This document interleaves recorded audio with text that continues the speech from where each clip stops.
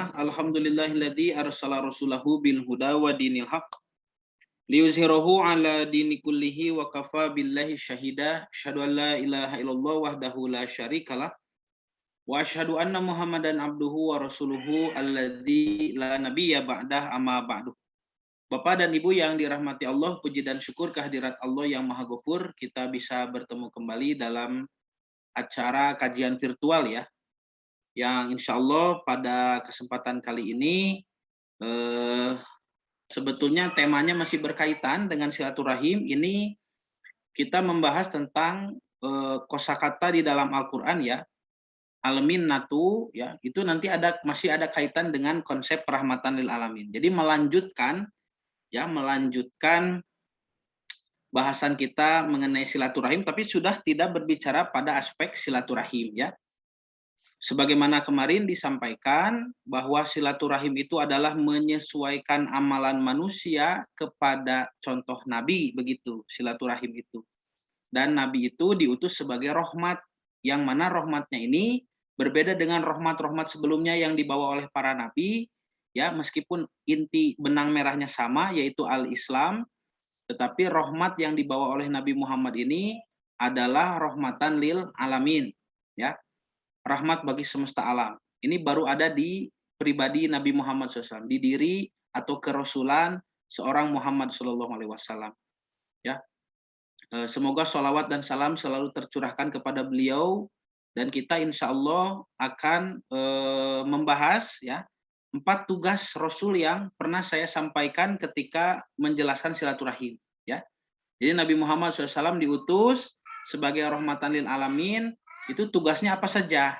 Nah, ya, maka Allah Subhanahu wa taala nanti menyebutkan di surah Ali Imran ya, di surah Ali Imran ayat 164. Nah, ini Bapak Ibu ya. 164. Nah, mari kita lihat dulu nih Bapak Ibu sekalian.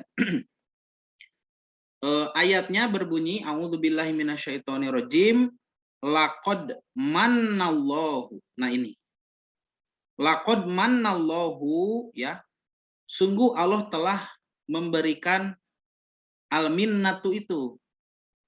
Ya, sulit diterjemahkan, di kita sering diterjemahkan karunia saja, begitulah, pemberian. Nah, ini kata kerjanya ya, manna. Nah, memberikan minat begitu. Ya. Jadi al-minnatu itu masdarnya ya. Nah, karena sulit diterjemahkan ya ke dalam bahasa Indonesia, ini juga sampai diserap ya ke dalam bahasa Indonesia. Di kita sering dikenal ungkapan minat dan bakat ya. Ada minat dan bakat. Kalau Bapak dan Ibu berminat ya, berminat kepada apa, misalkan kepada satu bidang ilmu ya. Oh, saya sangat berminat kepada ilmu matematika misalkan. Kenapa tiba-tiba suka? Karena memang itu pemberian Allah begitu. Nah, minat itu begitu awalnya ya. Nah, di sini dilihat di ayat ini disebutkan kata kerjanya ini, manna ya. Manna, Bapak Ibu coba perhatikan. Ini nunnya pakai tasdid ya. Coba sebentar ini. Nah, ini nunnya di sini pakai tasdid. Ini menunjukkan bahwa huruf ini asalnya double ya. Asalnya double, Pak. Jadi asalnya manana begitu. Asalnya manana. Nah, karena sikol ya berat nanti diidgomkan. Jadi manna ya. Jadi disukun nun awal, kemudian di cara bacanya digabung kepada nun yang kedua. Manna begitu.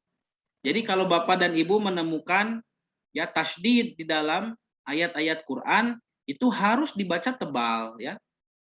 Tidak boleh tidak dibaca tebal. Kenapa? Karena ini asalnya 2 huruf, Bapak Ibu. 2 huruf ya. Nah, nanti hati-hati ketika membaca misalkan di dalam sholat ya. Membaca surah Al-Fatihah. Di surah Al-Fatihah itu ada ayat ya berbunyi iyyaka na'budu wa iyyaka nasta'in. Nah, lafaz iyyaka itu ya-nya ditasydid ya. Itu artinya harus dibaca tebal karena asalnya 2 huruf. Kalau misalkan tidak dibaca tebal, maka Bapak dan Ibu membaca Al-Fatihah itu kurang satu huruf, Pak. Ya. Jadi tidak boleh dibacanya iya karena budu wa iya karena stain misalkan itu ya. Nggak boleh. Siga pupuh Sunda itu mah. Nah, harus dibaca tebal. Iya, Kak. Gitu kan? Iya, Kak, na'budu wa iya, Kak, nasta'in. Artinya hanya kepadamu. Jadi kalau tidak dibaca tebal, nanti Al-Fatihahnya itu menjadi kurang satu huruf. Kalau Al-Fatihah kurang satu huruf, ya, artinya tidak sempurna surah Al-Fatihah itu. Sedangkan Al-Fatihah adalah rukun daripada rokaat. Syarat wajib itu. Beda dengan surah setelah Al-Fatihah, membaca surah, ya itu sunnah. Kalau Al-Fatihahnya wajib. Sedangkan rukun tidak terpenuhi, Al-Fatihahnya kurang satu huruf, maka Al-Fatihahnya tidak sempurna, rokaatnya pun tidak sempurna. Ya. Rokaat tidak sempurna, sholatnya pun tidak sempurna. Gitu. Jadi hati-hati dengan tanda baca tasydid ya. Ini harus dibaca tebal. Nah, mari kita lanjutkan. Laqad mannallah. Sungguh Allah telah memberikan al-minnat ini, ya. Al-minnat ini diberikan. Alal mukminin kepada orang-orang yang beriman id. Nah, kalau id ini artinya sesuatu yang telah terjadi ya. Nanti kan kalau yang belum terjadi pada saat Quran ini turun biasanya pakai idza begitu ya. Kalau id itu sudah terjadi. Id ba'atsa fihim rasulan. Ketika ya saat itu Allah telah mengutus fihim kepada mukminin ini rasulan seorang rasul ya, seorang utusan. Min anfusihim. Rasul ini punya sifat nih, min anfusihim ya, dari kalangan mereka. Nanti para ulama ahli tafsir menjelaskan apa yang dimaksud dengan dari kalangan mereka itu ya. Ada yang mengatakan sesama jenis manusia, ada yang mengatakan sesama orang Arab, ada yang mengatakan berbahasanya juga bahasa Arab ya. Jadi macam-macam nih min anfusihim. Yang pasti ketika Rasul itu diutus, kaum mukminin, kaum yang beriman nantinya tidak akan kesulitan mengikuti Rasul itu ya, karena satu jenis dengan kita ya. Bayangkan kalau Rasul itu dari kalangan malaikat, wah hese nutur kenananya. Sulit nanti mengikutinya. Nah, disebutkan di sini bahwa Rasul yang diutus itu satu yatslu alaihim ayatihi akan membacakan kepada mereka ayat-ayatnya. Nah, kenapa di sini disebut yatslu membacakan? Bukankah Nabi Muhammad itu ummi, tidak bisa baca tulis? Nah, gitu ya. Nah, nanti kita bahas yatslu ini apa bedanya dengan yaqra'u ya. Yatslu ini dari asal katanya tilawah ya. Berbeda dengan yaqra'u yang asalnya kiroah. Nah, kalau kiroah itu kata kerjanya kan qoro'a ya. Kalau yatslu tilawah kata kerjanya asalnya tala begitu. Tala. Apa bedanya tala dengan qoro'a? Kenapa di sini tidak pakai yaqra'u ya? Tidak pakai kiroah, kenapa? Pakainya tilawah. Nah, nanti dijelaskan. Satu, yatslu alaihim ayatihi, membacakan ayat-ayatnya, ayat-ayat Allah, wa yuzakihim, dua, ya. Nabi memberikan tazkiyah. Sulit ya mengartikannya. Tazkiyah itu di kita sering diartikan mensucikan begitu. Padahal bukan semata-mata membersihkan ya. Tetapi juga ada makna menumbuh kembangkan nanti di sini. Ya. Ada makna menumbuh kembangkan. Seperti pohon yang supaya tumbuh bagus itu ada yang disingkirkan kan?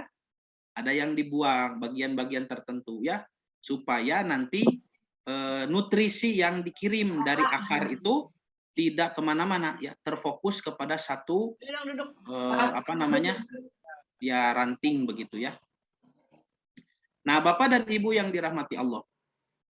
Yang ketiga, wa yu'allimuhumul kitab. Ini tugas Nabi yang ketiga, dan mengajarkan mereka kaum mukminin ini kepada kitab suci. Seperti apa nanti pengajaran Nabi itu ya? Ini kan sama.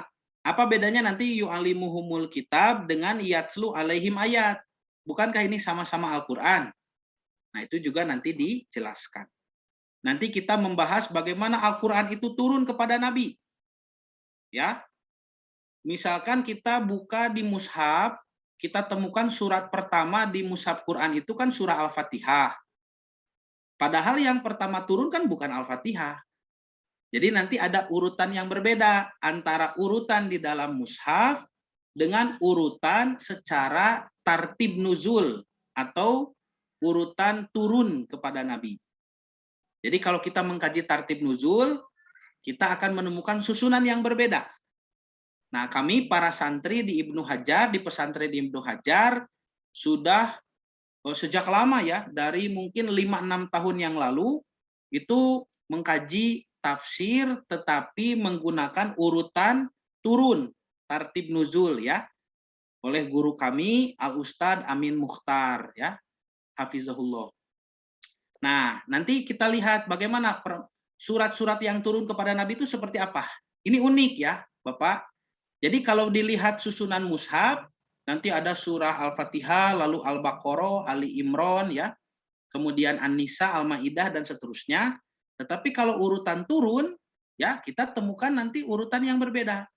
Yang pertama surah Al-Alaq ya, yang kedua nanti surah Al-Qalam, Nun wal qalami wa mayasturun. Kemudian yang ketiga surah Al-Muzammil, begitu ya. Dan seterusnya nanti kita lihat susunan surat-surat Quran yang turun kepada Nabi itu menunjukkan bagaimana Nabi dilatih dulu oleh Allah sebelum beliau menjadi sosok yang sangat hebat sebagai pengajar ya. Nanti Nabi menjadi sosok pengajar, Nabi pemimpin, Nabi yang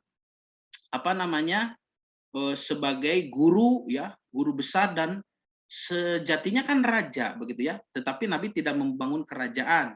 Nabi membangun peradaban saja begitu. Nah, ini bagaimana Nabi menjadi orang yang hebat. Ya. Nah, kita bisa cari tahu tuh ya, kami diajarkan oleh guru-guru kami di pesantren Ibnu Hajar bagaimana training of trainer gitu ya, Nabi Muhammad SAW. Itu terlihat dari pengkajian tafsir Quran secara urutan turun. Nah, tapi tentu saja tidak akan dibahas semua 114 tuh ya surat-surat di dalam Quran di kajian kita ini. Tidak, kita hanya kepentingannya analisa sederhana saja. Nah, nanti bagi Bapak dan Ibu yang ingin mengikuti bagaimana urutan turunnya secara lengkap ya, silakan nanti merujuk pada alamat ya atau link Facebook pesantren kami ya, atau di YouTube juga kalau tidak salah ada ya, di sigabah.com. Itu nanti Al Ustadz sendiri yang menjelaskan ya, karena ini hasil penelitian beliau. Nah, Bapak dan Ibu yang dirahmati Allah.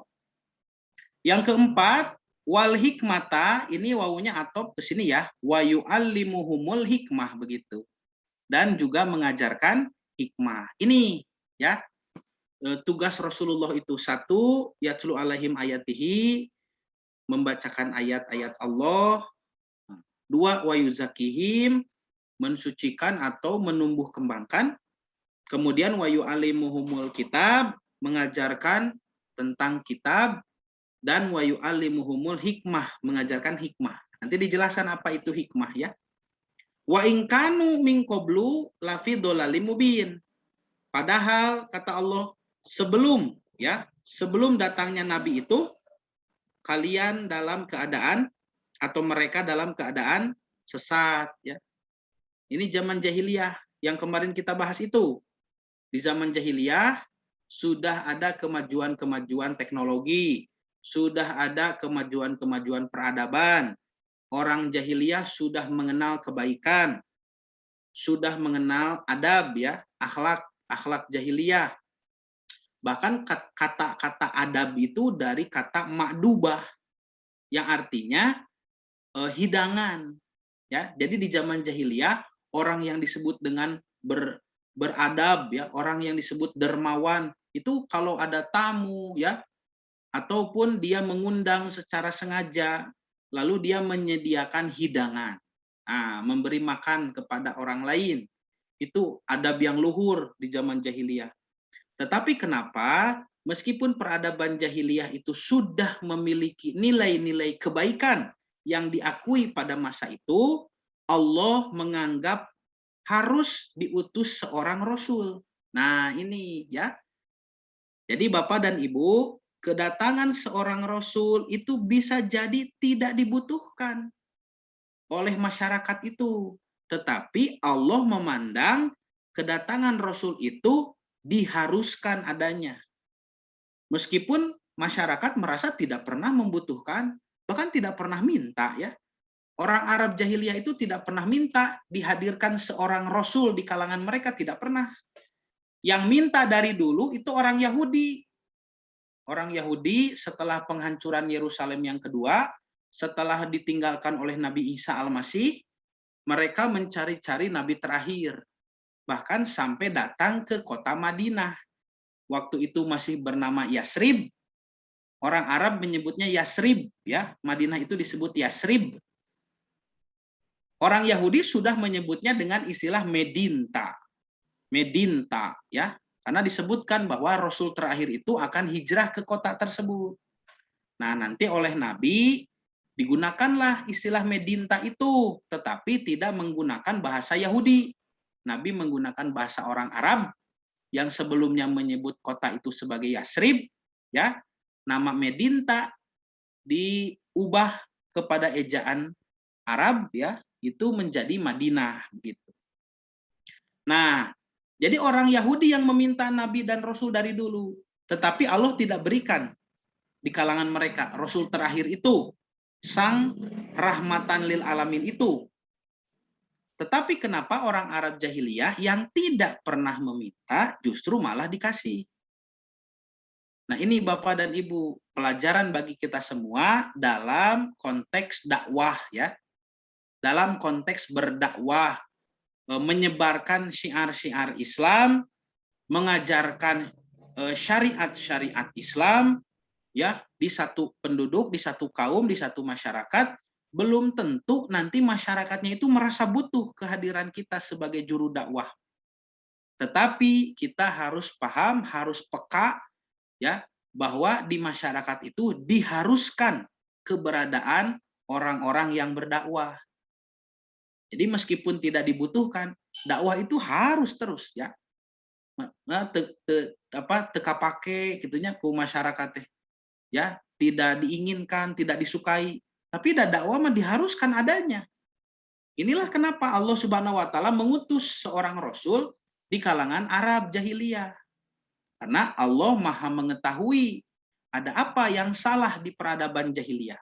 Begitu juga dengan kita ketika berdakwah, kita harus peka. Ini sebuah masyarakat ya, satu masyarakat yang kita nilai masih ada kekurangan dalam beribadah, maka kita harus menghadirkan dakwah di sana. Nah, meskipun tidak disukai. Nah, ini wa in kanu min qablu lafi dhalalim mubin. Padahal sebelum diutusnya Rasul, kamu atau mereka ya, mereka orang-orang Arab itu berada pada kesesatan yang nyata. Jadi tidak pernah meminta datang nabi, tapi Allah memandang diharuskan adanya nabi. Nah, Bapak dan Ibu yang dirahmati Allah, jadi laqad manallahu, Allah telah memberikan minat. Nah, ini al-minat. Para ulama ahli tafsir menjelaskan apa yang disebut dengan al-minat itu. Satu, ada yang berpendapat al-minatu ya, al-minat itu adalah an-nikmatu wa tafaddul. Nikmat dan keutamaan. Ya, an-nikmah wa tafaddul, nikmat dan keutamaan. Karena diutus seorang nabi itu nikmat ya. Kita jadi tahu cara beribadah yang asalnya mustahil untuk tahu. Mustahil untuk pikiran kita bisa menjangkau. Ritual seperti apa yang Allah ridhoi itu mustahil orang tahu. Ya. Mustahil untuk sekedar membayangkan saja, mustahil. Nanti manusia itu kalau tidak diutus seorang rasul, maka beribadah mengikuti ketidaktahuan. Kalau manusia itu beribadah mengikuti ketidaktahuan, yang dihasilkan hanyalah syirik, khurafat, dan takhayul begitu. Ya, tiba-tiba lewat ke pohon besar, punten, gitu naon ya. Kemudian lewat ke batu besar di kuburan, punten ngiring ngalangkung, punten nu ngajejeh di dieu. Nah, itu ya. Itu khurafat tahayul. Kalau manusia beribadah mengikuti ketidaktahuan. Makanya ketika didatangkan seorang rasul, kita jadi tahu cara beribadah, kita mengikuti rahmat yang dibawa oleh rasul, dan itulah tindakan silaturahim, ya. Tindakan silaturahim mengikuti rasul itu adalah kenikmatan dan keutamaan yang tiada terhingga. Sehingga kita bisa meraih ar-rohim, ya. Silaturahim depan gitu. Ar-rohim di zaman jahiliyah diartikan perut ibu, tetapi ketika Islam datang, rohim di situ adalah rahmat Allah yang ditahan di sisinya, yang berjumlah 99 itu, ya. Nah, kita selama ini hidup dari rahmat yang 1% saja. 99%-nya disimpan. Nah, nanti kalau kita sudah menyesuaikan ibadah kepada rahmatun lil alamin itu, maka Allah akan memberikan nikmat atau rahmat itu semuanya. Dikasih semuanya.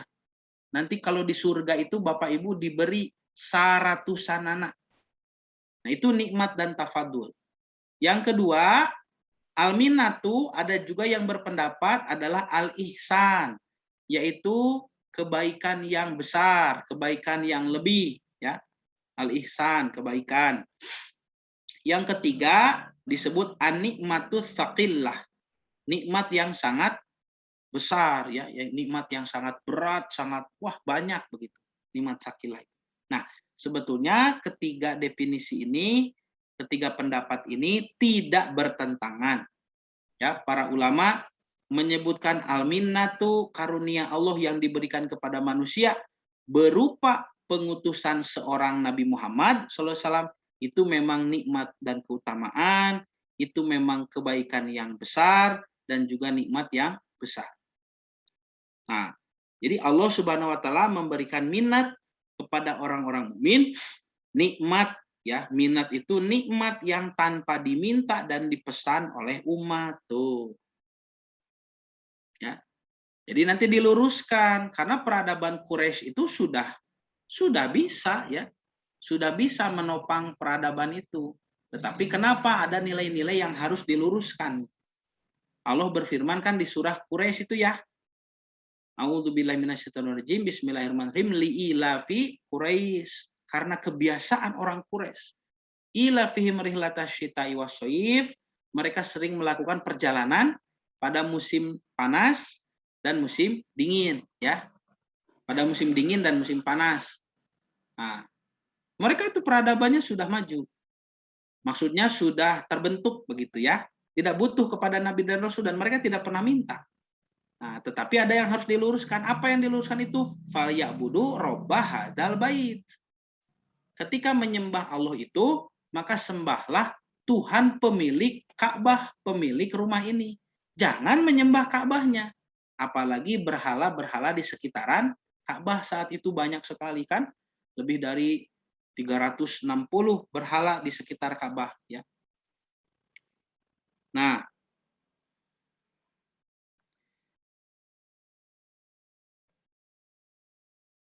jadi minat diutusnya Rasul disebutkan min anfusihim, ya, dari kalangan mereka. Para ulama ahli tafsir menjelaskan min anfusihim itu bisa bermakna bilisani qaumihim, dengan bahasa mereka, bahasa kaum Nabi itu, ya. Jadi tidak kesulitan berkomunikasi dengan al-minatu, dengan Nabi terakhir itu. Ada juga yang berpendapat min nasabihim, dari nasab mereka, saturunan, ya. Darahnya itu dari Arab, ya, turunan Ibrahim alaihissalam. Yang keempat min jinsihim, dari sejenis mereka, yaitu sesama manusia. Nah, diutusnya Nabi dari kalangan mereka, Imam At-Tabari menjelaskan yang sebahasa dengan mereka. Imam Ibnu Jauzi mengatakan dari golongan dan nasab mereka, sementara Imam Asy'abuni ya, rahimahumullah, mengatakan dari jenis mereka. Nah, lihat Bapak Ibu yang dirahmati Allah. Maka Rasulullah itu sebetulnya manusia biasa seperti kita, ya. Disebutkan oleh Allah, wa ma arsalna qablaka minal mursalin illa innahum la ya'kuluna ta'am. Tidaklah kami mengutus rasul-rasul sebelummu melainkan mereka itu sungguh memakan makanan. Nah, ya, ya'kuluna ta'am, bukan makhluk asing begitu, sama dengan kita. Wa yamsuna fil aswaq, dan mereka berjalan di pasar, ya. Wa ja'alna ba'dakum li ba'din fitnatan, dan kami jadikan sebagian kamu cobaan bagi sebagian yang lain, ya. Fitnatan atas biruna wa kana rabbuka basiron, sanggupkah kamu bersabar? Nah, sabar itu tahan uji, ya, dan adalah Tuhanmu maha melihat. Nah, lihat Bapak Ibu, kita mulai analisa ayatnya, ya. Kita mulai analisa ayatnya. Nih. Jadi tugas Rasul 4, ya, tilawatul ayat, tazkiyatun nafas, ta'limul kitab, dan ta'limul hikmah. Nah, mulai dari yang pertama, ya. Yang pertama, tilawatul ayat. Apa makna tilawah itu? Lihat. Tilawah ini, ya, tilawatu atau at-tilawatu diartikan membacakan ayat-ayat saja begitu, ya. Nah, disebutkan tilawah itu dari kata tala yatslu, ya. Tala yatslu. Bukan dari qara'a yaqra'u, ya. Lihat Bu. Tala yatslu itu secara bahasa artinya apa? Secara bahasa artinya mengikuti, ya. Tala itu artinya mengikuti. Gening aya dina surat naon, Pak Haji? Wasyamsi waduhaha, asyamsi, ya. Wasyamsi waduhaha wal qamari idza talaha. Nah, itu tala. Demi matahari, ya, ketika terbit, ya. Dan demi bulan wal qamari idza talaha, apabila mengikutinya, begitu. Nah, itu talayatslu nanti dijelaskan lebih detail. Bukan qara'a yaqra'u. Imam Ar-Raghib Al-Asfahani menjelaskan qiraah artinya menggabungkan huruf. Jadi qiraah itu qara'a yaqra'u kan sudah pernah dijelaskan ketika kita menjelaskan tentang makna Al-Qur'an, ya. Nah, pernah dijelaskan. Nah, kita lihat saja dulu nih. Qiraah dengan tilawah. Qiraah dengan tilawah bedanya. Bentar. Nah, ini. Nah, lihat Bapak Ibu. Secara bahasa, ya, qiraah itu dari qara'a yaqra'u qiraatan. Qara'a ini, ya, qara'a atau nanti Qur'un begitu. Itu secara bahasa artinya mengumpulkan. Bimakna al-jam'u wa dhammu, mengumpulkan dan menghimpun. Nanti kata kerjanya qara'a. Kenapa qara'a? Jadi diartikan membaca, karena membaca itu aktivitas mengumpulkan huruf menjadi kata, kata menjadi kalimat, kalimat menjadi paragraf, nanti, ya, untuk diambil maknanya begitu. Itu membaca. Jadi membaca itu aktivitas mengumpulkan. Karena kalau tidak dikumpulkan, artinya tidak dibaca, tidak akan bisa dipahami. Ya.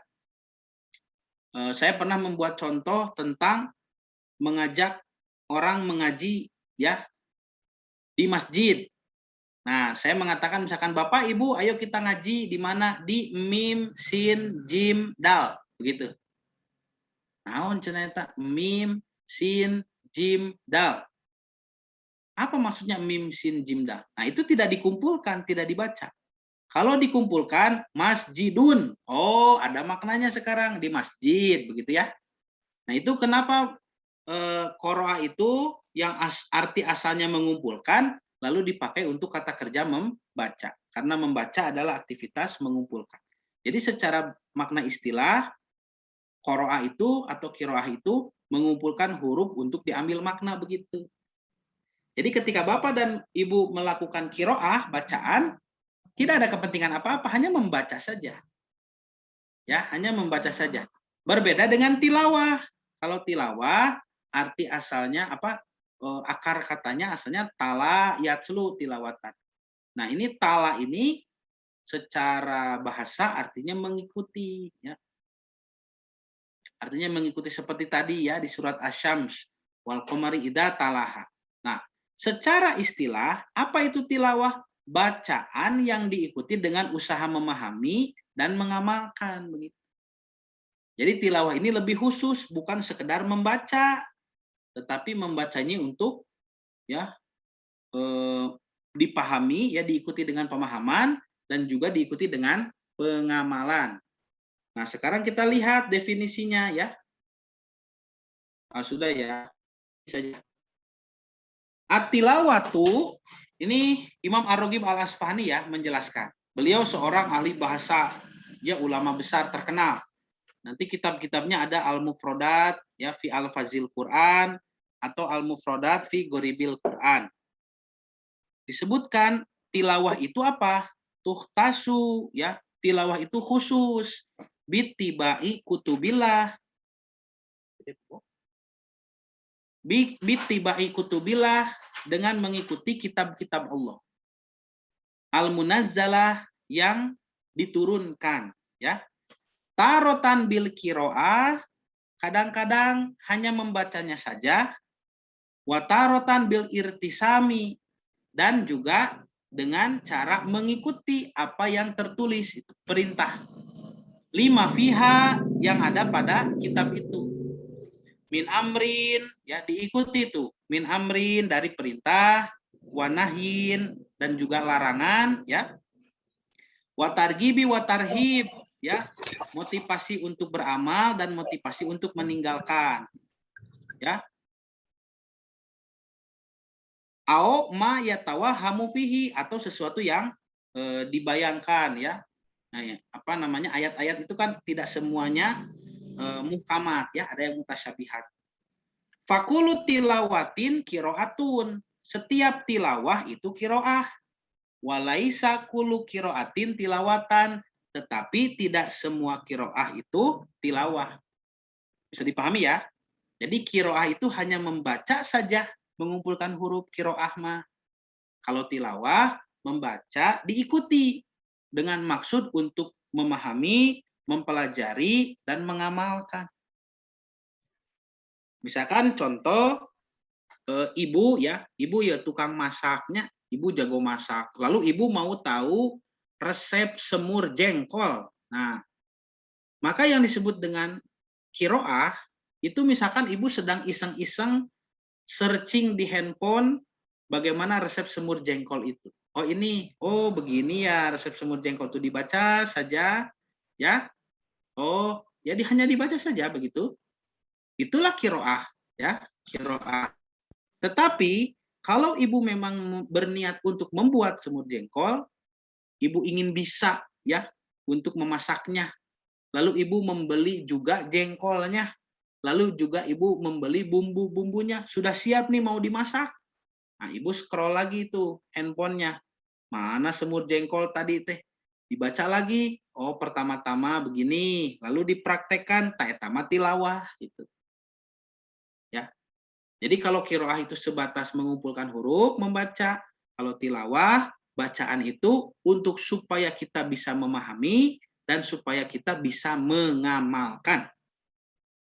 Inilah tugas Rasul yang pertama. Rasul itu harus memberikan tilawah kepada para sahabat. Ayatnya dibacakan, ya. Ini tidak harus selalu dari tulisan, ya. Bisa juga dari hafalan begitu. Kalau Nabi nanti dari hafalan, ya. Nah, tilawatul ayat. Jadi tilawahnya sudah tahu membaca untuk diikuti dengan pemahaman dan pengamalan. Sekarang ayat di situ apa maksudnya? Ayat di surat Ali Imran 164 tadi ya. Tugas Nabi yang pertama tilawatul ayat. Nah, ayat di sini apa maksudnya? Kan tidak semua ayat itu berarti ayat Quran ya. Ada juga ayat itu hanya berarti tanda begitu. Artinya isyarat keilmuan ya, bahwa itu adalah benar tanda itu ya. Nah, kalau maksud ayat di ayat ini yang mana? Kata ayat dalam Al-Quran memiliki beberapa arti. Satu, ayat bisa bermakna mukjizat.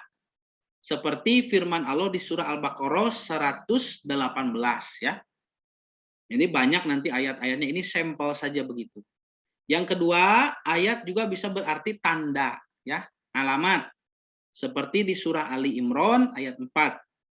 Ayat juga bisa berarti al-burhan, petunjuk. Seperti di surah Yasin ayat ke-37 nanti disebut burhan, ayat-ayat sebagai burhan. Ayat juga bisa berarti ibroh seperti di surah Yunus 92 dan ayat juga bisa berarti ayat-ayat Quran itu sendiri. Ya, seperti di surah An-Nahl 101. Nah, di dalam Ali Imran, ini salah ya, bukan 64, 164 ya. Di dalam Ali Imran ayat 164 ya. Ini 100 ya. Kurang satu nih. Ya, 100 begitu. 164. Yang dimaksud dengan ayat di sana adalah ayat-ayat Al-Qur'an, begitu. Jadi Nabi itu membacakan ayat-ayat Quran, lalu sahabat mendengarkan, lalu dipahami, langsung diamalkan. Begitu ya. Itu yang dilakukan oleh Nabi. Nah, maka dengan demikian tugas Rasul yang pertama ini, tilawatul ayat. Tilawahnya sudah paham, ayatnya juga sudah paham. Ya. Satu, membacakan ayat Al-Quran kepada sahabat dengan mengkaji, menggali, dan mengungkap isinya. Sedangkan para sahabat nanti mengikuti bacaan beliau, langsung ditalat. Ikuti bacaan beliau sambil memperhatikan maknanya. Ya, maknanya sambil diperhatikan, dihafalkan, didengarkan Nabi itu. Terus gitu. Dua, mengikuti isi dan hukum di dalamnya, ditaati kalau ada ayat-ayat tentang hukum, ya, aqimus sholat, ya, wa'atuz zakat, dirikan sholat, tunaikan zakat, itu diamalkan, ya, waqul linnasi husnan, begitu, berkatalah perkataan yang baik kepada manusia, itu langsung diamalkan, ya, wabil walidaini ihsanan, dan berbuat baik kepada kedua orang tua, langsung, hukum-hukum di dalamnya, ya, langsung melahirkan perbuatan, langsung diamalkan, ya, diamalkan. Nah, maka dampak dari tugas Rasul yang pertama ini, ya, dengan memahami apa yang terkandung di dalamnya, siapa yang memerintah ini, siapa yang melarang nih, ya, nanti ada perintah menyembah Allah juga, ada melarang kemusyrikan juga. Banyak sekali perintah dan larangan di dalam Quran, sahabat menjadi paham. Oh, ternyata yang memerintah kita itu selama ini adalah Tuhan yang Maha Esa. Dan Tuhan itu pun memperkenalkan dirinya, ya. Qul wallahu ahad. Katakan, dialah Allah yang Maha Tunggal, Maha Esa. Kenapa Allah itu Maha Esa? Ya, jawabannya ada di ayat ketiga. Lam yalid walam yulad. Karena Allah tidak memiliki putra, mustahil, ya, subhanallahu ta'ala, ya, uluwang kabiro. Allah itu mustahil memiliki putra dan juga tidak memiliki orang tua, begitu, ya. Jadi tunggal. Allahu somad, Allah tempat bergantung. Kenapa? Jawabannya di ayat keempat. Karena lam yakun lahu kufuwan ahad. Tidak ada yang sebanding dengan kekuasaan Allah. Makanya Allah menjadi tempat bergantung seluruh makhluk. Nah, dengan memahami seluruh, ya, ayat-ayat yang dibacakan oleh Nabi itu, maka para sahabat, ya, di dalam hatinya itu melahirkan ketauhidan. Lahir we tauhid. Oh, ini yang memerintah kita itu, ya. Tidak ada dua Tuhannya, satu, ya. Dan tidak boleh menyembah kepada yang lain, harus kepadanya. Dia memerintah ini, 1, 2, 3, 4, seterusnya. Dia melarang juga ini, 1, 2, 3. Tuh, jadi kenal, ya. Di sini ada ma'rifah, kenal kepada Tuhan, ya. Maka lahirlah ketauhidan, yaitu mengesahkan Allah. Mulai tauhidnya muncul, ya. Jadi tauhid itu tidak bisa kita mengajarkan tanpa ada sumber wahyu, ya, membahas tauhid itu. Nah, di sini ini kita lihat ya. Jadi ketika Nabi menerima Al-Qur'an, ini yang saya tadi sebutkan. Al-Qur'an itu ada yang urutannya secara tartib mushaf, ya. Ada yang urutannya secara tartib nuzul. Kalau ini urutan surat yang ada di mushaf yang kita kenal. Dari mulai Al-Fatihah sampai surat terakhir, surat ke-114 ya, surat An-Nas.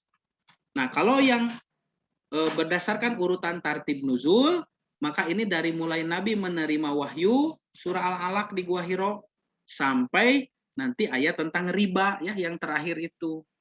Nah, meskipun ayat riba itu turun terakhir, yang kesohor itu yang masyhur ayat terakhir yang turun itu surah Al-Maidah, al-yauma akmaltu lakum dinakum etanya. Padahal setelah itu masih ada turun ya ayat yang paling akhir yaitu tentang riba. Ya, ini wahyu terakhir kepada nabi terakhir ya, di tahun terakhir nanti kehidupan beliau yang turun adalah ayat tentang riba. Ini berarti perhatian kita kepada riba itu harus maksimal ya. Tidak bisa dianggap enteng karena Allah menurunkan itu di saat-saat terakhir. Artinya ini paling penting, wahyu yang final, yang paling akhir tentang riba ya, tentang riba. Nah, Bapak dan Ibu yang dirahmati Allah. Jadi kalau berbicara tentang tartib nuzul, kita ke sini ya. Tartib nuzul, urutan-urutan turun, surat-surat ya, atau zamannya disebut suar. Dua macam tartib suar ini, tartib mushaf dan tartib nuzul. Kalau berbicara tartib nuzul, urutan turunnya surat-surat itu kepada Nabi, ya. Nih. Maka yang disebut dengan turun, hari turunnya Al-Qur'an atau malam turun Al-Qur'an. Yang disebut dengan nuzulul Qur'an, ya. Nah, nuzulul Qur'an ini kenapa nanti para ulama berbeda-beda memahami fenomena ini? Ya, ada yang mengatakan tanggal sekian, ada yang mengatakan tanggal sekian, ya. Kenapa berbeda-beda? Karena memang nuzulul Quran ini bukan satu, ya.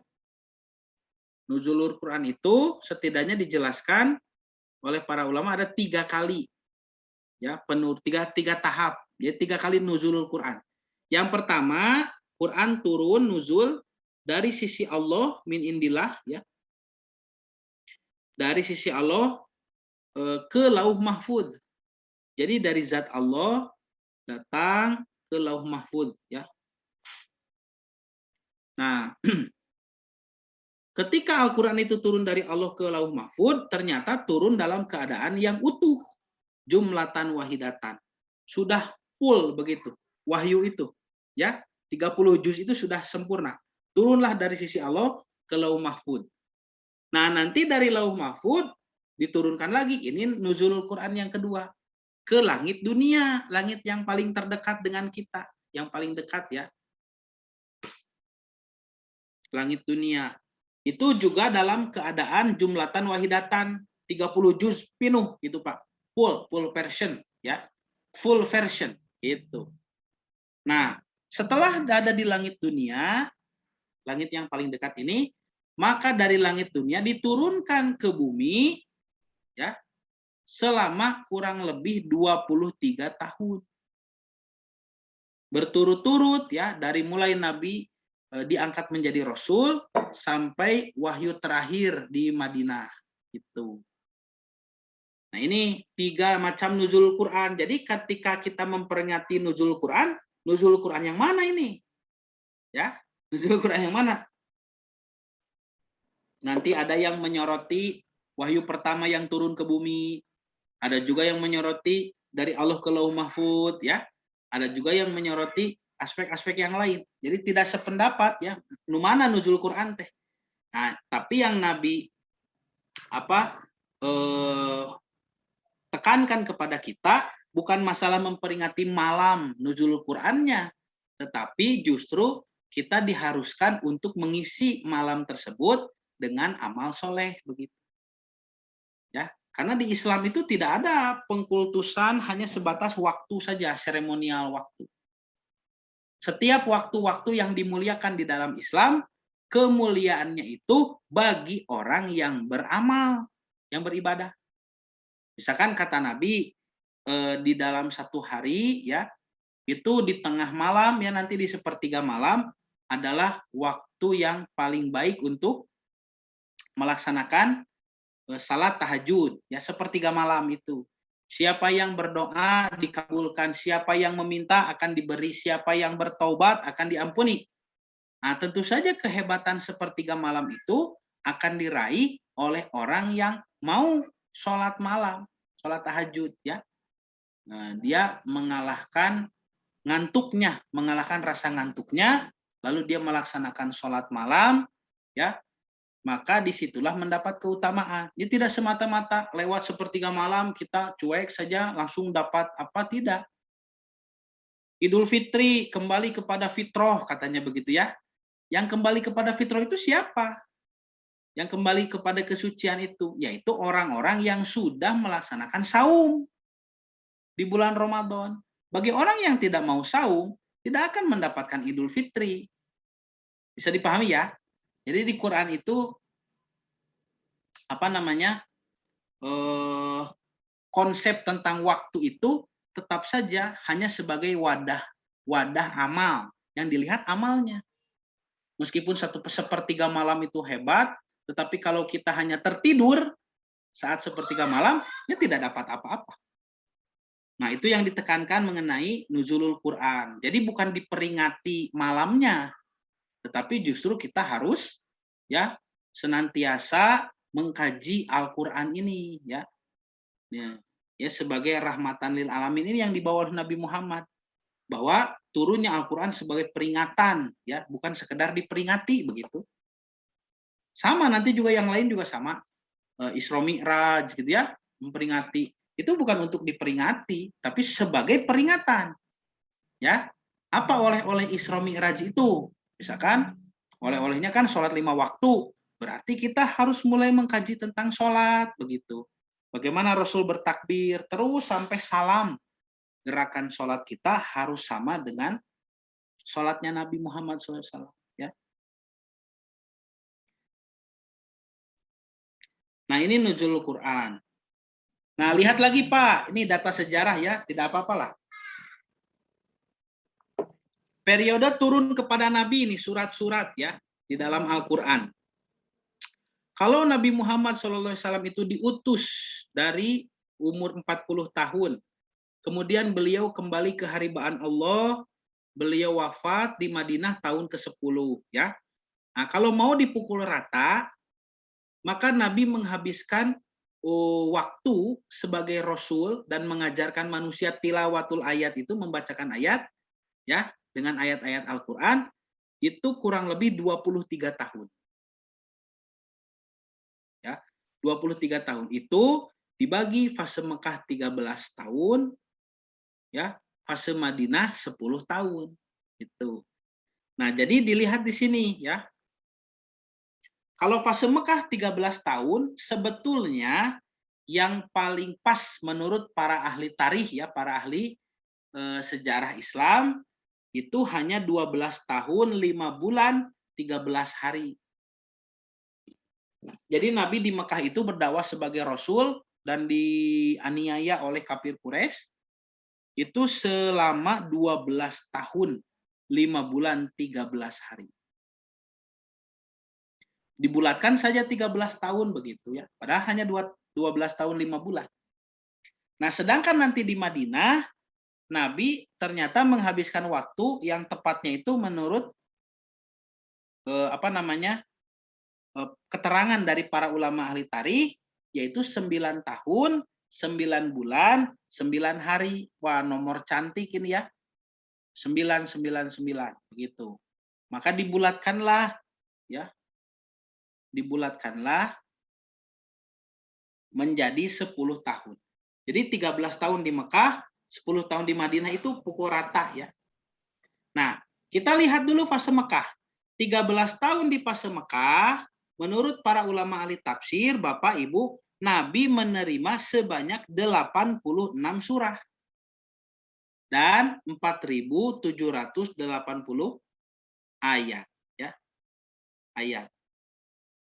Nah, 86 surah yang turun di fase Mekah ini bukan di kota Mekah ya, di fase Mekah. Coba saya ulangi. 86 surah yang turun di fase Mekah ini ya, sebanyak 4.780 ayat ya. Nah, jadi semuanya turun di Mekah itu disebut dengan surah-surah Makkiyah begitu. Jadi Bapak Ibu memahami Makkiyah dan Madaniyah bukan dilihat dari segi tempat, tapi dilihat dari segi periode waktu. Disebut surah-surah Makkiyah, artinya pada waktu surah itu turun, Nabi masih berada di kota Mekah. Fase Mekah nih 13 tahun. Turunnya bisa di mana saja, tidak selalu di Mekah, bisa di tempat lain. Di luar Mekah, tidak jadi masalah. Karena yang disebut dengan surah-surah Makkiyah, itu surah yang turun ketika Nabi ada di periode Mekah begitu. Bukan suratnya itu turun di kota Mekah, bukan begitu ya. Nah, nanti disebut surah-surah Madaniyah adalah surah yang turun ketika Nabi sesudah berhijrah. Berhijrah ke Madinah. Nah, lihat Pak, di Mekah 86 surah, 4.780 ayat, ya, yaitu dari surah Al-Alaq, Iqra bismi rabbikal ladzi khalaq, sampai surah Al-Mutaffifin, ya, wailul lil mutaffifin, gitu, ya. Nah, sedangkan di Madinah, Nabi pertama kali menerima surah Al-Baqarah, ya, Al-Baqarah, lalu ditutup dengan surah An-Nasr, Alam Nasroh, ya. Nah, yang dimaksud dengan ditutup dengan surat An-Nasr, Alam Nasroh, di sini ditutup dengan surah Al-Mutaffifin, itu adalah awal ayatnya, kepalanya. Jadi An-Nasr ini kepala surat yang turun terakhir dari ayat pertama. Sedangkan setelah Alam Nasroh, nanti kesananya turun ekor surat apa ada ya, ada sama. Seperti surah Al-Alaq kan, wahyu pertama yang datang kepada Nabi itu hanya 5 ayat saja dulu. Dan itu selama berapa tahun hanya 5 ayat, tidak ditambah. Yang ada malah turun surat yang lain, surat Al-Qalam ya, surat Al-Muzammil, Al-Mudassir, surat Al-Fatihah. Ini Al-Alaq dibiarkan saja 5 ayat. Ya. Baru setelah nanti Nabi pulang Isra Mi'raj, ya tahun ke-10 ke-11 lah di Mekah, maka surah Al-Alaq ini ya turun ayat ke-6-nya begitu. Nanti itu tentang kelakuan Abu Jahal setelah Isra Mi'raj ya, setelah diwajibkan sholat 5 waktu, turunlah ayat 6 sampai berapa? 19 ya. Nah, jadi yang dimaksud dengan turun surat di sini adalah awal ayatnya ya, kepala suratnya begitu. Nah, ini di Mekah. Jadi di Mekah itu 13 tahunlah dibulatkan. Yang turun 86 surah, 4.780 ayat dari surah Al-Alaq sampai surah Al-Mutaffifin. Sedangkan di fase Madinah, Nabi hijrah ke Madinah, di perjalanan itu turun ayat. Nabi ya di perjalanan turun surah Al-Jumu'ah ayat 9 ya, ayat yang memerintahkan untuk ibadah salat Jumat. Dan Nabi waktu itu bersama Abu Bakar sedang berada di lembah keluarga Banu Salim. Maka Jumatan pertama terjadi di sana ya. Terjadi di sana setelah Nabi membangun Masjid Quba itu. Ya. Masjid Quba, masjid yang pertama kali dibangun oleh Nabi di perjalanan menuju Madinah.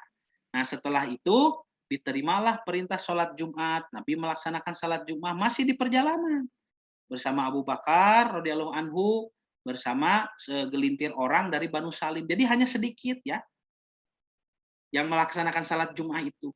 Karena memang aturan sholat Jumat itu ya harus berjamaah saja dan hitungan minimal untuk jumlah berjamaah itu 2 orang. Jadi sebetulnya salat Jumat 2 orang itu para ulama ahli fikih menjelaskan sah ya. Nah, dulu orang tua kita mengajarkan harus minimal 40. Nah, itu apa namanya? Karena ada satu riwayat. Padahal riwayat itu bukan perintah tentang 40 orang batas minimum salat Jumat ya. Tetapi di riwayat itu hanya dijelaskan bahwa Nabi saat itu sholat Jumat ya kebanyakan dari mustaminya bubar karena ada pedagang datang dari negeri Syam yang memborong barang-barang belanjaan dan penduduk Madinah itu banyak yang nitip begitu. Makanya mereka pada lari keluar melihat belanjaannya ya. Nah, Nabi tidak membatalkan sholat Jumat, Nabi melanjutkan dan yang tersisa di masjid saat itu hanya 40 orang begitu. Jadi itu informasi bahwa yang tinggal di masjid itu ada 40 orang. Bukan syarat sah Jumat itu harus minimal 40, bukan begitu ya. Nah, ini terbukti di perjalanan menuju Madinah, Nabi hanya melaksanakan salat Jumat berapa orang itu? Ya sedikit. Nah, ini surat Al-Jumu'ah turun. Nanti menginjak kota Madinah, ya Nabi menerima 28 surah. Jadi jauh sekali jumlahnya ini. Bapak dan Ibu bisa lihat ya, ini jauh sekali jumlahnya. Di Madinah itu sedikit, tetapi ayat yang sedikit ini bobotnya luar biasa. Kenapa? Karena karakteristik surah-surah Makkiyah itu adalah menetapkan akidah ya, porsi besarnya di situ. Nanti di surat-surat awal yang turun ini lawan bicara dari Allah itu selalu kamu ya. Kamu Muhammad, kamu Muhammad. Jadi Nabi sedang dididik ini oleh Allah Subhanahu wa taala untuk menjadi orang hebat. Di sini di pas Mekah itu kamu terus kamu. Ya ayat yang turun pertama kali Iqra bismi rabbikal ladzi khalaq. Iqra itu bacalah oleh kamu. Nanti wahyu kedua ada nun wal qalami wa ma yasturun. Demi pena, demi tulisan. Jadi di wahyu pertama perintah bacaan, membaca, di wahyu kedua ada perintah memperhatikan tulisan. Ini baca tulis ya. Dan itu kunci untuk membangun peradaban dari baca tulis. Makanya Nabi berhasil ya. Nah, disebut nun wal qalami wa ma yasturun ma anta binikmati rabbika bimajnun. Kamu Muhammad anta kan? Kamu terus saja kamu. Nanti turun surat Al-Mujammil, ya ayyuhal mujammil wahai yang berselimut. Ya. Kum milaila ila qalila. Berdirilah kamu di malam hari. Kamu lagi. Nanti ada Al-Mudassir ya. Ya ayyuhal mudassir, kum fa'anzir. Berdiri kamu. Lakukan berikan peringatan begitu ya. Nah, itu kamu terus di sini. Ini kamu. Nah, yang dibina itu akidah ya. Akidah nih tentang kemusyrikan, ketauhidan ini terus. Belum ada ayat-ayat tentang ya ayyuhalladzina amanu wahai orang-orang beriman itu belum. Nanti di Madinah itu hanya 28 surah, hanya 1456 ayat, tapi isinya hukum semua. Ya, hukum semua ini. Nanti di ayat kan di tahun pertama tuh ya ketika Nabi hijrah ada perintah sholat Jumat. Berarti kan sebelum itu di pas Mekah tidak ada salat Jumat di sini. Salat Jumat baru ada di Madinah. Ya, ini tahun pertama mulai Nabi membangun masjid, memuakhotkan, mempersaudarakan para sahabat dari Mekah dengan sahabat di Madinah, kan? Setelah mereka sudah diterpa pendidikan selama 13 tahun ini tentang akidah. Mereka sudah siap. Makanya di tahun kedua ada izin untuk melawan. Terjadilah peperangan yang pertama nih di tahun kedua, perang Badar begitu. Ya. Perang Badar terjadi di tahun kedua. Di tahun kedua juga terjadi perpindahan kiblat. Yang asalnya Nabi itu sholat menghadap ke Baitul Maqdis di Yerusalem, di Palestina ya. Saya tidak sudi menyebut Israel, Palestina. Ya, Yerusalem itu negara Palestina. Nah, menghadap ke Palestina ya, ketika di Madinah tahun kedua Nabi disuruh pindah kiblat ke Mekah begitu. Nanti rumus kiblat itu selalu sama. Kota suci, bangunan suci, batu suci, begitu. Ya, formasi kiblat itu. Dulu kota suci Yerusalem bangunan suci Baitul Maqdis atau Beit Hamikdash, orang Yahudi bilang, dan batu suci, batu Ibn Hastiyah, yang sekarang ada di bawah kubah emas itu, ya, Masjid Kubah Sohroh. Nah, Masjid Kubah Sohroh. Jadi yang disebut dengan Baitul Maqdis itu bukan Masjid Kubah Sohroh saja, bukan Masjid Kibli yang warna hijau kubahnya itu, hijau keabu-abuan saja, bukan. Apalagi Masjid Burok yang kecil itu. Tapi yang disebut dengan Masjid Aqsa itu satu komplek itu, ya. Satu komplek besar sekali. Bukan masjid yang sekarang disebut Al-Aqsa, itu Masjid Kibli itu sebetulnya. Al-Aqsa di zaman para nabi itu besar sekali. Sampai Nabi ketika Isra Mi'raj, sholat di sana mengimami para nabi dan rasul. Sedangkan di dalam hadis yang sahih, para nabi dan rasul itu jumlahnya 124.000 orang. Itu 124.000 cukup itu untuk melaksanakan sholat di sana. Kalau kita melihatnya komplek Al-Aqsa, bukan bangunan masjid yang ada sekarang. Nah, kemana arah kiblatnya? Ke batu yang seperti panggung itu. Di bawah, kalau sekarang ada di bawah Masjid Kubah Emas itu, the Dome of Rock, ya, Masjid Kubah Rock. Itu kiblat batu sucinya itu. Jadi kota suci Yerusalem, bangunan suci Beit Hamikdash atau Masjid Al-Aqsa, Baitul Maqdis, batu suci Ibn Hastiyah. Di tahun kedua di Madinah, Nabi suruh pindah kiblat ke Mekah, ya. Formasinya sama, kota suci, bangunan suci, batu suci. Kota suci Mekah, bangunan suci Masjidul Haram, batu suci Hajarul Aswad, begitu. Jadi formasi kiblat itu selalu sama begitu.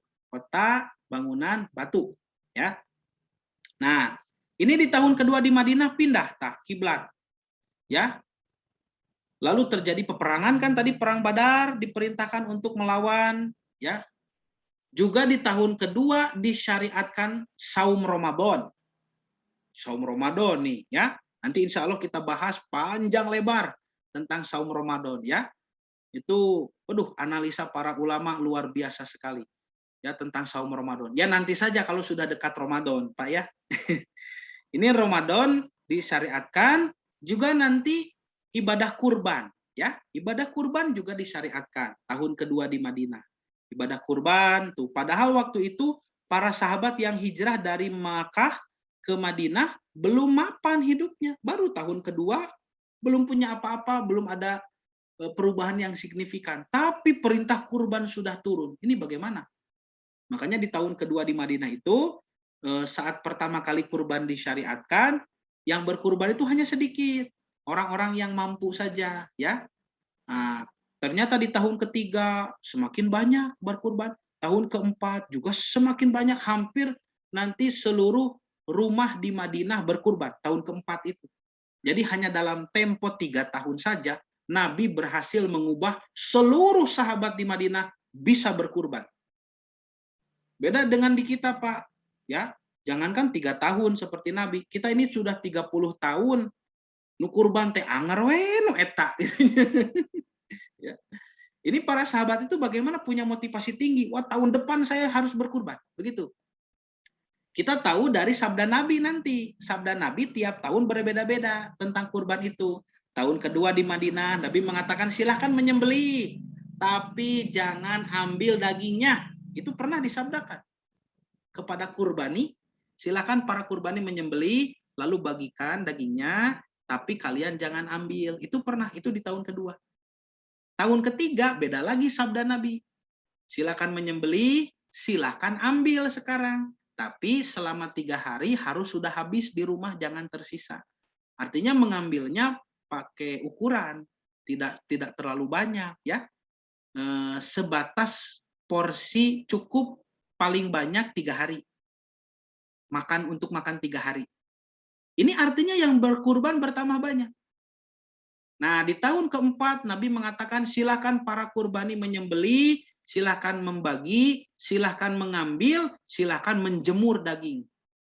Bebas. Menjemur daging mun diurang mah dikere itu banyak supados awet. Kan belum tidak menggunakan freezer dulu, ya, tidak dibekukan tapi dijemur, diawetkan itu. Kata Nabi silakan menjemur. Nah, ini artinya yang berkurban bertambah banyak, daging melimpah. Sampai Nabi mengizinkan untuk menjemur, dibikin kerek begitu ya, kalau di kita dendeng begitu ya, dijemur begitu.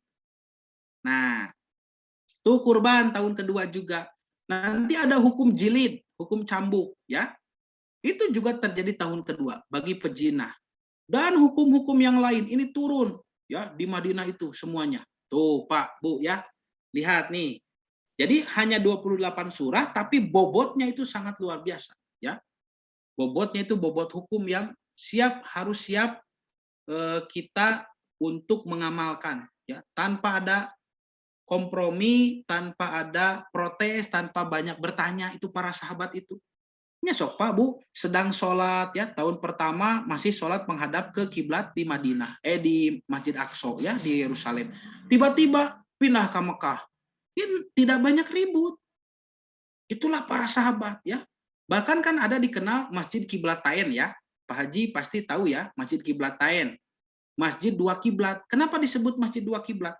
Karena ketika perintah menghadap kiblat ke Mekah itu turun dan diterima informasinya oleh orang-orang yang sedang sholat di Masjid Kiblatain itu, ya, itu di waktu sholat asar, mereka sedang sholat, sedang melaksanakan sholat menghadap Yerusalem. Coba, lalu datang informasi oleh seorang yang menyampaikan, telah datang wahyu kepada Nabi, kita sholat mulai sekarang menghadap ke Mekah. Itu semua saf langsung mengarah ke arah Mekah. Tidak batal sholatnya, tidak berantakan, tidak ribut. Coba. Jadi imamnya kan yang tadinya paling depan, jadi paling belakang kan? Karena Yerusalem itu menghadap ke utara, Mekah itu nanti menghadap ke selatan. Kalau dari Madinah nih. Ini bagaimana kualitas manusia seperti apa yang bisa melakukan praktek keagamaan seperti itu. Oh, diurah masuk.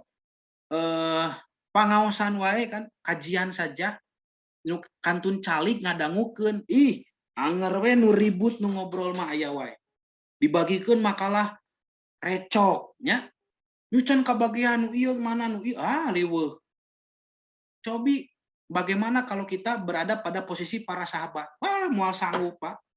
Naon banyak alasan kita ini. Ya. Jadi Nabi itu mendidik para sahabat, bukan enteng itu. Tilawatul ayat ini tidak enteng, ya. Ini salah satu kesuksesan Nabi, merubah pola pikir, ya. Para sahabat disuruh kurban siap, tuh. Lalu dipanggil untuk melaksanakan peperangan, ya. Nanti ada perang, selain perang Badar, ada nanti di tahun ketiga perang Uhud, nanti ada perang Khandaq, ya. Ada perang Khaybar, perang Hunain, perang-perang yang lainnya. Tidak pernah ada alasan. Bahkan kan ada kisah tentang sahabat, siapa itu? Hanzalah kalau tidak salah ya. Sahabat Hanzalah kalau tidak salah namanya, radhiyallahu anhu, yang mengikuti peperangan dalam keadaan junub. Coba. Tadi malam baru menikah, ya.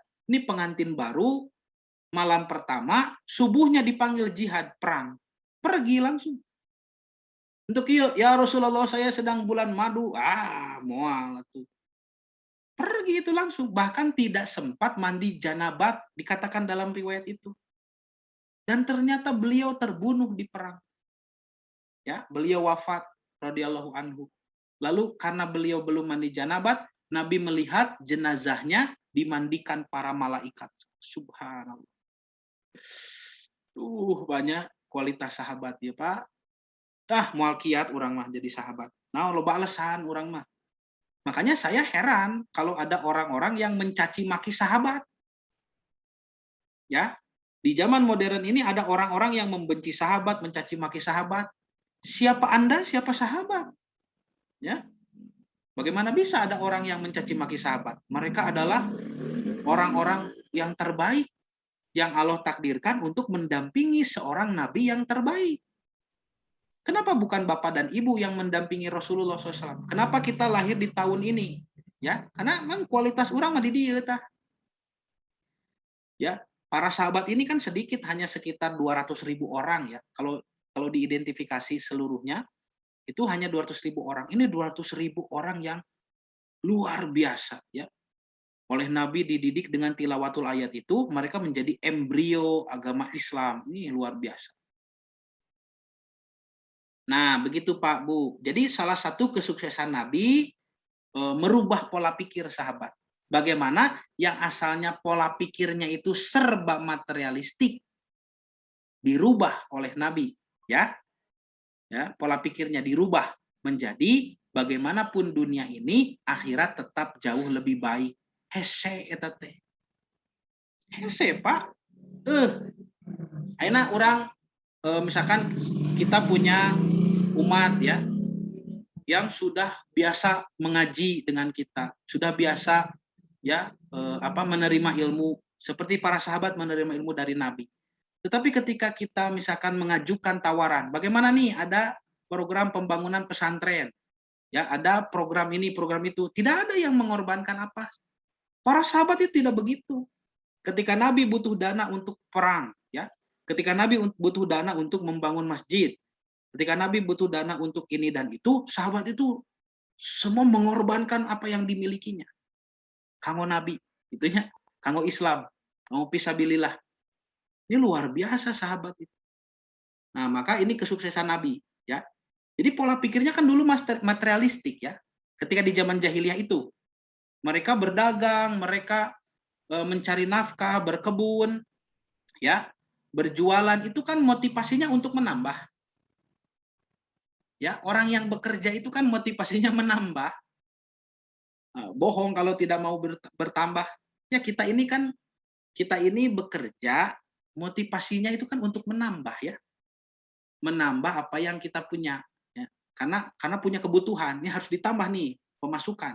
Karena pengeluarannya ini sudah jelas. Jadi bekerja itu kan motivasinya menambah, untuk menambah. Nah, ini pola pikir yang awalnya berpikiran motivasinya untuk menambah, bagaimana dirubah oleh Nabi menjadi ridho dikurangi, cobi. Saya teh. Ya, nanti ada perintah zakat, ya. Nanti di sini ya. Zakat, kemudian infak, sedekah, ada wakaf, ada ya hibah, wakaf fisabilillah. Itu kan tidak enteng itu merubah pola pikir seperti itu. Ya, pola pikirnya jadi ukhrawi itu sulit. Nah, Nabi itu berhasil. Jadi sumber daya manusia yang dibentuk oleh Nabi ini ya para sahabat yang nanti mampu melahirkan peradaban hebat ya. Bahkan meskipun nabinya tidak ada. Jadi kenapa Nabi selalu mencetak para sahabat ya mendorong para sahabat untuk menjadi muslim yang hebat. Kenapa Nabi tidak meminta dibereskan saja oleh Allah langsung dari awal pertama ya diutus jadi rasul, Nabi perang menang, wah malaikat tarurun, semuanya musuh-musuh Islam kalah. Bisa kan? Jawabnya bisa kalau Nabi minta. Ditolong langsung seperti para rasul yang lain ya, meminta pertolongan, meminta mukjizat. Ya ada yang minta ini, ada yang minta itu, banyak sekali. Nabi kita Muhammad SAW itu bukan tipikal yang minta mujizat, bukan. Ya, Nabi itu tidak pernah meminta berlebihan. Maksudnya bukan merendahkan Nabi yang lain, bukan begitu ya. Tapi Nabi Muhammad itu sangat pemalu kepada Allah. Dan Nabi menyimpan doa-doanya, ya tidak diumbar begitu, doa-doa yang bisa dikabulkan itu, karena nanti di akhirat Nabi manfaatkan untuk memberi syafaat. Cobi Pak, betapa mulianya Nabi Muhammad SAW ini. Beliau menahan keinginannya untuk meminta-minta kepada Allah, meminta yang langsung disegerakan, mujizat begitu, karena disimpan doa itu untuk syafaat kita nanti, kalau di antara kita ada yang kurang amal. Oh ini kurang amalnya, Nabi berdoa sujud kepada Allah, ditambah masuk surga, kan begitu. Ya, jadi Nabi itu bisa saja meminta pertolongan kepada Allah untuk Islam itu langsung menjadi pemenang, tidak melewati fase-fase yang menyulitkan. Hanya saja kalau hal itu dilakukan ketika Nabi nanti wafat, para sahabat tidak mungkin bisa melanjutkan perjuangan. Ya, sekarang nabinya sudah tidak ada. Kumaha ina para sahabat. Ya. Jadi Nabi itu diutus tidak untuk mengumbar mujizat, tidak ya. Ya. Waduh, ini Pak Haji ya, Pak Haji Darwin, 5 menit lagi Sona. Siap Pak Haji ya.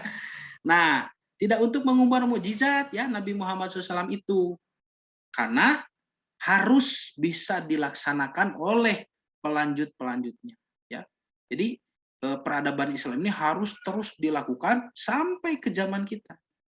Ini kualitas manusianya harus disiapkan oleh Nabi supaya bisa melanjutkan sepeninggal beliau wafat sallallahu alaihi wasallam.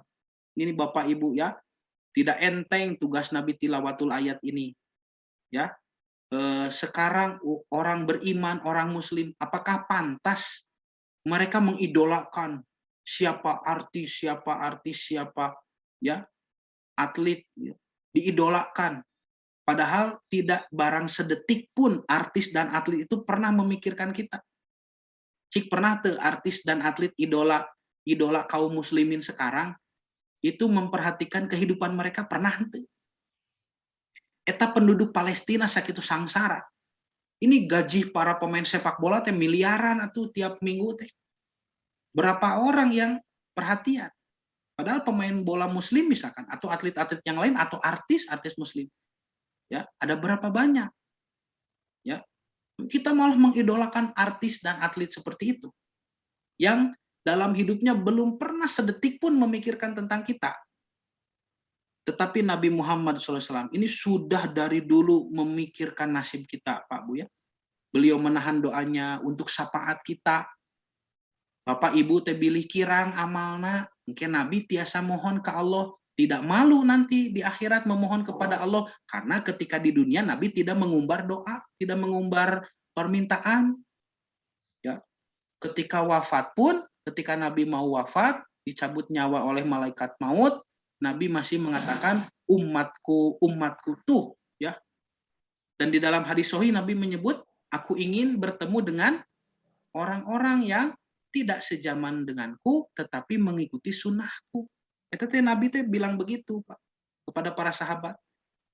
Orang-orang yang tidak sejaman, tidak bertemu denganku, tetapi mengikuti sunnahku, aku rindu bertemu dengan mereka. Cobi, Pak. Itu Rasulullah Shallallahu Alaihi Wasallam, ya, yang selalu memikirkan nasib kita. Dan orang idola kanu sejen geraki, ya. Ini harus akidah ini harus diluruskan. Bagaimana Nabi tilawatul ayat itu? Ini bisa kita tiru kan dalam berdakwah. Bapak misalkan mau berdakwah kepada keluarga sendiri saja. Apa yang harus pertama kali dilakukan? Ini tilawatul ayat, membahas ayat-ayat Quran. Sehingga muncul ketauhidan, nanti muncul kecintaan. Kalau sudah cinta, nanti muncul ketaatan. Seperti para sahabat ini, ya. Akidahnya mulai muncul, terbentuk ketauhidan, mulai muncul mahabbah kecintaan, tidak akan idola ke sana kemari, mengidolakan Nabi Muhammad SAW, ya, mencintai Allah Subhanahu Wa Taala. Kalau sudah cinta, lihat bagaimana tingkat ketaatan para sahabat, ya, yang mungkin kalau hari ini sulit menemukan orang-orang seperti mereka. Bukan mustahil, tapi sulit lah, ya. Itu, ya. Jadi di tugas yang pertama ini ya. Oh ini masih ada penjelasannya ya. Ya nanti sajalah. Jadi nanti di Mekah itu juga dibagi lagi itu. Dari tahun pertama sampai tahun ke-10 itu 10 tahun 46 surah. Hanya 46. Ini Mekah ya. Di Mekah nih 13 tahun 10 tahun pertama 46 surah. Tapi 3 tahun selanjutnya 40 surah coba. Ini 10 tahun saja hanya 46.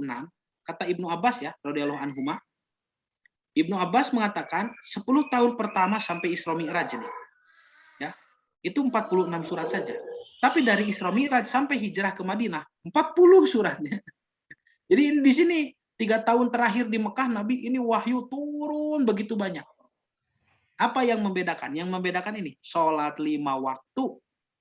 Setelah kaum muslimin diberi oleh Isra Mi'raj, sholat 5 waktu, dianggap sanggup ya menerima beban 3 tahun 40 surah, Pak Cobi. Jadi hebatnya sholat itu terasa, ya, tanha anil fahsya'i wal munkar. Jadi ibu dan bapak, kita semua, saya sendiri juga harusnya malu kalau kita seorang ahli sholat, tetapi masih bingung menghadapi permasalahan dunia. Dan sholat mampu tenang, ya, tahu cara jalan keluar, yakin kepada Allah, ya, tidak stres, tidak bingung, apalagi sampai bertengkar marah-marah. Nu sholat mata tinggal kuat, Pak, ya, jiwa. Ya begitulah ya. Nah, sekian dulu ya. Nah, nanti ini manfaatnya mengkaji tartib nuzul, menambah hajanah ulumul Quran, memahami kurikulum ya, kurikulum training of trainer Nabi, mengetahui setting sosial dan skenario sejarah ayat-ayat ya. Ini hebat. Nah, ini fase bukan fase, tugas Nabi tilawatul ayat. Nanti yang kedua itu tazkiyah ya. Tapi ada pembahasan dulu tentang para pewaris Al-Qur'an ya. Nantilah di hari Senin ya, insya Allah dilanjutkan. Ya, saya cukupkan dulu penjelasan untuk hari ini. Mudah-mudahan menjadi sedikit tambahan ilmu yang mudah-mudahan bermanfaat khususnya bagi saya sendiri dan menjadikan motivasi beribadah dan menuntut ilmu lebih tinggi ya. Saya tutup dengan doa Rabbana atina fid dunya hasanah wa fil akhirati hasanah wa qina adzabannar. Saya kembalikan kepada Pak Haji, silakan Pak Haji. Saya kira demikian dari kami. Mohon maaf atas segala kekurangan, terutama saya mohon maaf atas segala kekurangan. Kita tutup dengan wabillahi taufiq wal hidayah. Assalamualaikum warahmatullahi wabarakatuh.